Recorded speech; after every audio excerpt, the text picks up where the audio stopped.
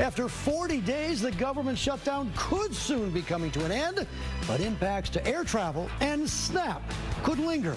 The latest from Washington just ahead. Lauren. Neighbors helping neighbors. There's a new way that you can help your neighbor make sure that their refrigerator is full. I'm Lauren Edwards in Detroit with all the details. Coming up, dramatic police body cam video of a woman about to give birth in the front seat of a car. Working for you. This is Fox 2 News at 5. We have breaking news for SNAP recipients. The Michigan Department of Health and Human Services says it's directing its vendor to start issuing full SNAP payments. We're told that those who usually get them on the 9th of the month should see the money within 48 hours. Good evening, I'm Charlie Langton. The status of SNAP benefits had been up in the air hours after the Senate voted to advance a bill to temporarily fund the government. It's been 40 days since the government shutdown. Now, last night, 8 senators broke ranks with Democrats to back a bill that would include funding for food aid, veterans programs, and guarantee back pay for federal workers once the shutdown is over. But what's not included is a guaranteed extension of the Affordable Care Act tax credits that Democrats have demanded for more than 6 weeks. Tens of millions of Americans are about to experience dramatically increased health care costs. We're not going to support a partisan Republican spending bill that continues to gut the health care of the American people. I understand that not all of my Democratic colleagues are satisfied with this agreement, but waiting another week or another month wouldn't deliver a better outcome. I will call all House members to return to Washington as quickly as possible. We'll give a 36-hour formal and official notice so that we can vote as soon as possible to pass the amended CR bill and get it to the president's desk. Now, the Senate Majority Leader has promised to vote on the health care subsidies in mid-December. They are set to expire January 1st. The plan still needs a final vote in the Senate. Then the House needs to agree. You know this? So it could take at least a few days until the government is back up and running. That also means that issues at the airport like flight cancellations and delays won't be resolved right away either. Take a look right here. This is a live look inside Detroit Metro Airport. Travelers saw more than 70 cancellations this morning, and last check, we were on track to see around 12,000 plus delays. All right, the FAA reduced flights at some of the busiest airports in the country after some air traffic controllers stopped showing up to work because they're not getting paid. Despite the staffing shortages, lines and security checkpoints appeared to be moving okay. Travelers we talked to, though, had some mixed experiences. Terrible, really, really terrible. Before we even left home, we were told different times to leave, and all of them that are getting paid should not be getting paid, because you have a lot of people here, they're not even getting paid. They're coming in and doing it free. My opinion is that is wrong. It was a little stressful, you know, not knowing if your flight was going to be canceled, but we did check, you know, a few days ahead of time, and we did get notifications from the airlines and stuff that everything was on time. We got up early, packed early, and came way early just to make sure that we didn't, you know, it's no long lines or no delays or anything. So just to have a peace of mind. We were here probably 3 to 4 hours early. Smart travelers. We will be watching closely to see if the FAA is able to return to its full level of flights in time for Thanksgiving. Now, earlier we told you the SNAP benefits are set to resume here in Michigan, and the announcement comes hours after the Trump administration went back to the Supreme Court in an appeal to keep the full payments frozen for now. In the meantime, communities have continued to step in to help fill the gaps. And here's we see live. Fox's Lauren Edwards joins us in Detroit. A live look at how the neighbors are helping neighbors. Lauren. Charlie, I have the coolest project to show you about. It is Neighbors Helping Neighbors, and all you need is your phone. And I just, go ahead and take some of the VO because I want to get into all the details because it's such a cool project. It really is just lending a helping hand. Now, what you're looking at, it's called Detroit Grocery Buddy, and how it works, you go onto their Instagram account, and that's mainly where they're at on Instagram, and you make a post. You say, hey, I've got $50 I can spare to help anyone, or $25, or whatever amount to help a family or to help someone that is in need. Then the person in need DMs them directly saying, hey, I could use that help. I could use it for diapers. I could use it for groceries. I could use it for milk. And then after that, the money is sent to them electronically through Venmo or Zelle or Cash App. Again, this just coming out of people's everyday pockets, just trying to help them. Again, Neighbors Helping Neighbors. And creators Samantha Barish and Aisha Schultz Spradlin, we just spoke with them less than an hour ago, and they say it's been great so far, but they want to reach as many people in need as possible.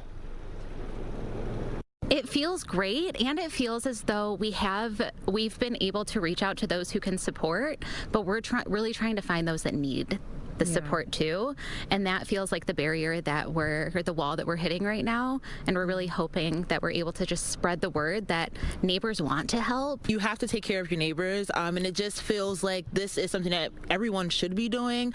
It's like what we were at one point, and then we became a very individualistic society, and that's not what it means to be in community. Community means to be in community with your neighbors, to share groceries, to go across the street and ask for a cup of sugar if you don't have it, instead of getting in your car and driving 50 miles to go buy a whole bag of sugar. So I think this is what we've always been as a society. We're just getting back to it.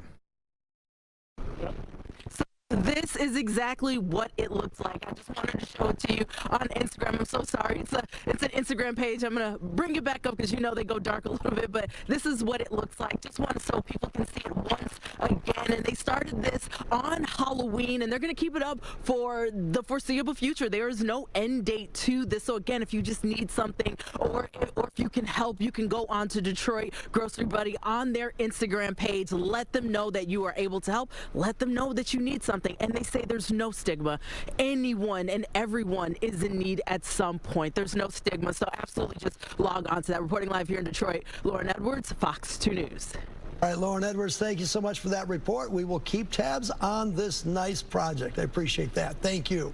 All right, all new at 5, a Texas man now charged in connection with a deadly shooting at an auto shop in Shelby Township. 46-year-old Terrence Sandals arraigned today on a charge of first-degree premeditated murder.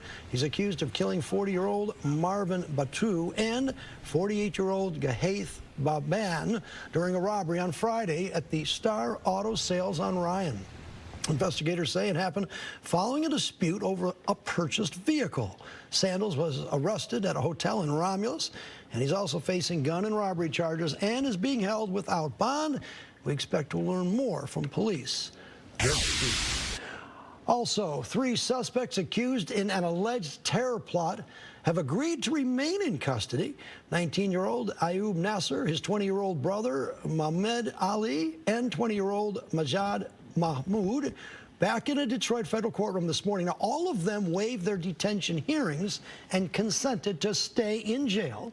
They're charged in connection with a plot allegedly targeting LGBTQ-friendly clubs in Ferndale and at Cedar Point. Attorneys for the suspect declined to comment. Their next court date, November 17th.